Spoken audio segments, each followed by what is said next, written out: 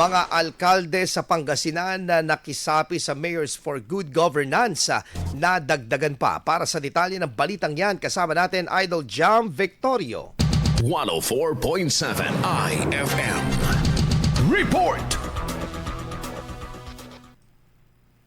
Dumagdag sa listahan ng mga alkalde sa Pangasinan na interesadong maging kasapi ng Mayors for Good Governance o M4GG si Rasul Mayor Rizal de Bernal.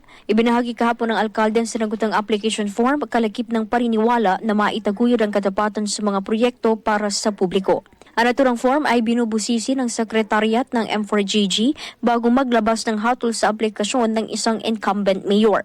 Ang M4GG ay isang kilusan ng mga lokal na opisyal sa bansa na may nagkakaisang layuning labanan ng korupsyon habang inuuna ang kapakanan ng mga komunidad.